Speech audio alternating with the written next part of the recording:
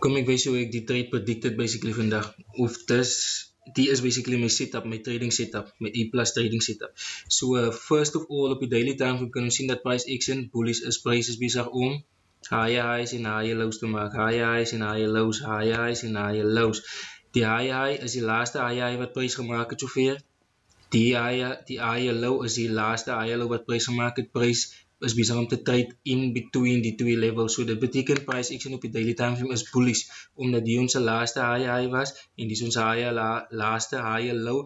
Dit beteken die is bullish market structure. So dit self sê vir ons dat ons moet met die intensie in die market ingaan om te kyk vir buys.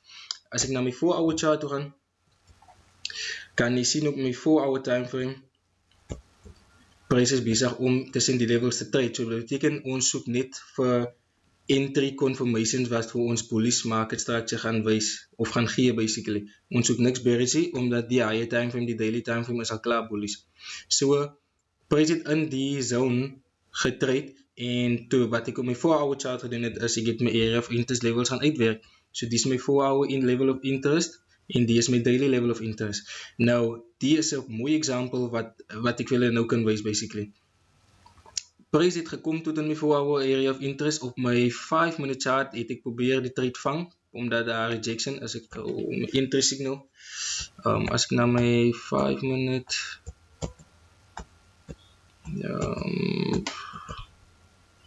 kyk gou so. So op my 5-minute chart kan jy sien basically dat price vir ons van die level af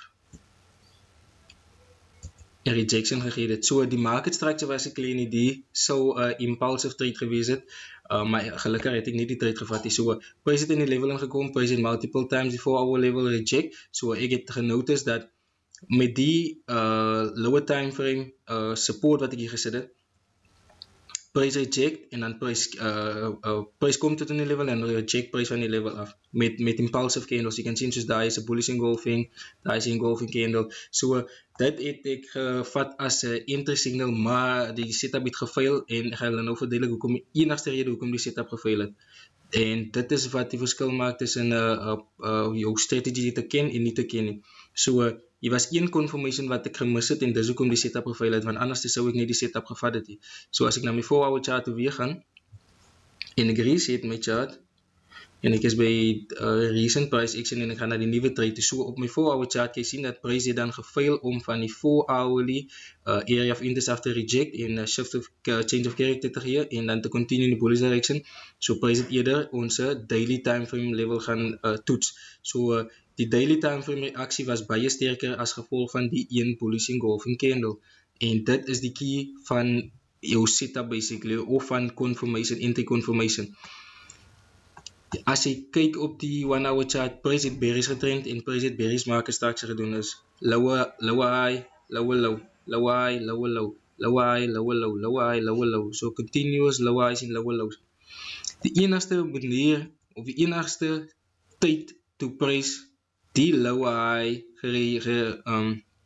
gedisrespect het basically is toe price met die heavy bullish engulfing candle in die level hoe kan die highs gebreek het basically.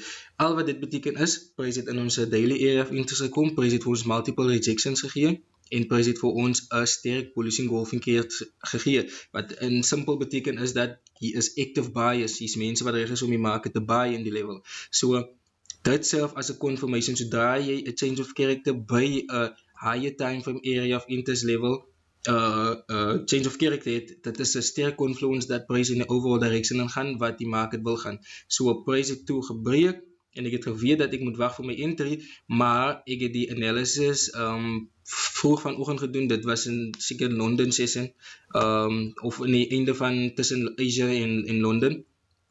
Toe was price action nog hier. Toe kon ek niks actually sien nie, maar wat ek gewoonlik doen is high en dan die low 50% van die level gewoonlik retest prys 50% van die level. Ek wag vir prys totdat prys in my area inkom of in my 50% zone in. En dan wag ek vir prys om vir my bullish engulfing keers uit die zone te gee met 'n lower time frame change of character, soos 'n 1 minute of 'n 5 minute. Maar dit het nie gebeur nie. Ek was ook by die chart om te sien, ek het die analysis net gedoen, maar ek het agterna gesien dat ook die setup het uitgespeel. Nou wat die setup wel het gemaak het teenoor die setup is dat ons 'n valid change of character gekry het, 'n 1 hour change of character gekry het op die level. Dit beteken die change of character dra krag basically, of die move wat die gebeur het vanaf die daily area of interest level het genoeg krag gehad om die market se direksie te verander vanaf bearish na bullish. Nou die enigste manier hoe die market change van bearish na bullish is deur vir ons 'n shift of character te gee, of 'n change of character te gee. Dit is ons confirmation dat prys reg is om ons bullish in bullish direction in te gaan basically. Maar prys het nie kom retest by die 50% level nie, want prys was al klaar bokant die 4 hour area of interest. So die 4 hour area of interest het 'n rol gespeel. Die daily area of interest het 'n rol gespeel in die change of character. Maar my 4 hour area of interest het was die oorsaak van die hele move van die bullish engulfing candle. So jy kan sien uit eerste keer 'n fail, buyers was die active, buyers het ingestep nie. Hulle het geweet dis ons moet liquidity nog sweep, van almal gaan die level target. Hulle het liquidity gesweep. Price extra liquidity gaan sweep onder met die weeks rejections ons gegee, bullish engulfing, 'n change of character van ons daily area of interest. Price het bokant ons daily area of interest het gebreek. Al die highs was gebreek, al die highs was gevat. Dit beteken dat prys reg is om bullish te gaan. Dis eerste indikasie. En prys het ons 4 hour area of interest kom retest en prys het toe geskiet in ons direksie in. Dis is eenvoudig, maar is moeilik om te verduidelik, maar dis baie eenvoudig. Basically al wat jy doen is jy kom vir dieselfde ding, kom jy terug in die charts en jy kyk letterlik net vir dieselfde ding elke liewe dag. En dit is my fokus vir 2026 om konstant dieselfde execution te hê op die chart, dieselfde uitsig te hê op die chart en dieselfde ding te doen oor en oor en net A+ setups te vat. Dit is my goal vir 2026 want ek wil dit bietjie die jaar bietjie dinge verander. So simpel gesê, higher time frame was bullish. Ons het met die bullish intensie in die market ingegaan. Ons het op ons 4 hour ons area of interest levels aangekry, daily en ons 4 hour area of interest. Dit serve as confirmation of dit serve as levels waar prys van moontlik gaan reageer. En wat 'n area of interest level is basically is net 'n level waar prys 2 of meer keer voorheen getouch en rejected daarvan met impulsive candles basically. Soos jy kan sien, as prys in die level inkom, prys reject met impulsive candles. Prys in die level inkom, prys reject met impulsive candles. Prys kan die level inkom, prys reject met impulsive candles. Dis die enigste levels waar prys vanaf reageer. En jou doel moet wees om te enter op die levels, want die kans dat prys gaan reageer en in die direction gaan wat jy bepaal het, is dan groter. Dit gee obviously 'n higher probability. Dis al wat dit beteken. Nou, met dit gesê, as ek moes vir die chart was, sou ek gewag het en prys het die hele move het nou met market open gebeur. Ek trek nie gewoonlik market open nie, maar as 'n confluence vir om die trade te enter, prys het dat nie na my 50% level toe gegaan nie, prys het toe bokant die high gebreek, want dit was ons recent high. So dit sou geserve het basically as 'n impulse trade of as 'n impulse entry. Al wat jy sou voor gewag het, prys het met die keers bokant die level gebreek. Prys het ons 'n bearish candle gegee. Prys het kom retest en prys het toe geskiet. So al wat jy sou voor gewag het is vir prys om bokant die level te close. Sodra prys bokant die level geclose het met 'n groen candle integer, stop loss onder jou laaste low, dan maak jy saak die market structure en jou doel is om dit maak soos die stop loss is actually 'n baie groot stop loss, maar jou stop loss kan nie net enige plek op die chart is of onder 'n lower time frame area of interest, want die area of interest op die lower time frame is nie 'n valid area of interest, ons maar net 'n level waar prys voorheen geretested en rejected, maar omdat dit op die lower time frame gebeur, beteken dit is nie so sterk soos die 4 hour en die daily area of interest. So ideally stop loss below a major low of a high, en waar jy weet dat prys gaan beskerm waar prijs basically of die level jouw stoploss gaan beschermen.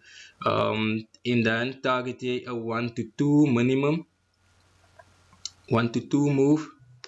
En dus dit basically, dus zo eenvoudig, dit klinkt bij eenvoudig, maar dit is niet zo eenvoudig, maar dit is eintlik wat dit is. So jy al wat jy moet doen is reageer op wat prys vir jou wys. So prys het nie aan so 50% level toe gegaan nie. Prys het nie vir ons 'n rejection gee of entry confirmation nie. Prys het bokant die level gebreek en die was ons laaste high wat prys kom maak het nadat prys ons sy shift of change of character vanaf die daily area of interest gegee het. So al wat ons dan voor kyk is basically net entry confirmations in die overall direction van die market wat bullish is. So jy kan nie eintlik verkeerd gaan nie as jy in die regte kant van die market is. Die kans is dan baie groter dat jou trade gaan uitspeel gebaseerd op hoe jy jou analysis gedoen het. As ek nou gaan na en dit is dit basically al ding wat nou met dit gepaard gaan is jou risk management. Risk management is baie belangrik. Ek myself begin gaan fokus 100% fokus en locked in is op my risk management die keer om my jare beter jare te maak.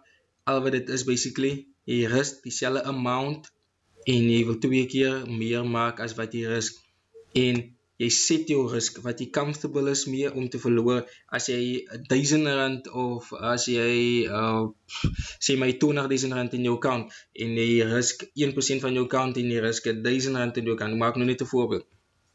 So jou stop loss size moet elke keer R1000 wees. So dit beteken jy dan 20 trades om mee te speel.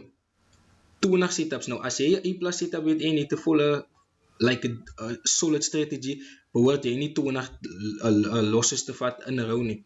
Maar deur die 20 kans wat jy kry en jou probability van jou trades basically is jou win rate is miskien 60% of 50%. Dit beteken jy gaan dan jou geld kan maak of jy gaan profitable kan uitkom as jy fokus om meer A+ setups te vat wat higher probability gaan wees as wat jy net enige trade gaan vat. So jy 20 kanse deur net A+ setups te vat om jou account te verdubbel. So dit is 'n verskillende game, maar dis iets wat jy na moet stick en dis iets wat jou basically profitable maak. Dit is die term profitability beteken maar net jou risk reward is altyd minder as wat jy beplan om te wen basically. Jou losses is altyd minder teen alle tye minder as wat jy gewillig is om te maak. En jy kry 'n comfortability ceiling of daar's 'n ceiling wat jy gewillig is om te verloor. Daar's 'n as jy te veel risk dan begin jy te panic, jy raak emosioneel en daar is 'n punt in jou trading wat jy basically vanaf logical na emotional gaan. Al is jy hoe logical deur die dag, daar's altyd 'n punt of 'n trigger waar iets jou gaan trigger, dan raak jy emotional. Nou dit is as jy te veel risk dan trigger jy jouself basically om van logical na emotional te gaan. En as jy die comfortable position vir okay, jy's gemaklik om R500 per dag te risk of jy's gemaklik om R100 op 'n setup te risk, wat jou gaan gemaklik laat voel dat jy logical gaan bly en dit is die trick wat dan ook speel 'n groot rol speel basically in profitability, want so hoe meer jy logies kan bly in die chart, hoe meer jy present kan wees, dit beteken simply dat jy jou analysis gaan volg en jy gaan jou setup volg en jy gaan na die trade iets speel. Maar sodra jy te veel risk, raak jy emotional en jy maak emotional decisions en dis waar dit inkom. Jy beweeg jou stop loss, jy beweeg jou TP, jy eet meer positions en al die tipe goedjies. So alles gaan gepaard met risk management en hoeveel geld jy gewillig is om te verloor. En dan die laaste ding is om reg te trade moet jy regte kapitaal hê. As jy klein kapitaal het, gaan jy greedy raak want jy wil meer geld maak en as jy 'n ordentlike account het, dis wat jou gaan allow om as jy 'n miljoen rand account het of 'n 500,000 rand account, die 1% van daai miljoen rand of van daai 500,000 rand gaan jou nie so affekteer nie want jy weet jou account is groot genoeg. Nou as jy een trade vat en jy risk 10,000 rand op 'n miljoen rand account om 30,000 rand of 20,000 rand te maak, dit gaan jou baie meer tevrede maak op die lang termyn of op elke trade basically, want dan al wat dit beteken is jy hoef nie elke trade te vat nie. So as jy jou A+ setups vat en jy risk jou 10,000 rand om 20 of tot 30,000 rand te maak, dan behoort jy goed te doen op die einde van die dag. En dis presies waarna ek werk basically, is net om om meer gefocust te wees om A+ setups te vat en om baie groter accounts te kry. So ek is heidaglik besig om dit te bou, om my accounts basically te bou en sodat ek meer kapitaal kan maak en groter kapitaal kan hê en groter minder trades kan vat. So my trade frequency neem af, maar my quality van my trades neem op basically. Al wat dit sê is ek fokus om meer A+ setups te vat. En al manier hoe jy meer A+ setups kan vat is deur 'n regte strategie te hê. As jy 'n regte strategie het, dan kan jy die market predict spot on elke keer consistently. En as jy 'n volledige risk management plan het, dan kan jy basically profitable uitkom. Dit is die goal van die hele besigheid. Daar is niks anders aan dit. This is maar net 'n risk to reward strategy en jy ken jou setup, jy ken die market en jy's konstant in wat jy doen en dis hoe jy groei. Groot genoeg account, comfortable risk en jy go met dit. Dit is my goal vir die 2026. Dit is basically wat ek gaan gebruik om myself te scale en ek deel dit nou basically met jou. So vat die informasie, is valid informasie. Vat dit en doen jou ding, want ek gaan my ding doen. Cheers boy.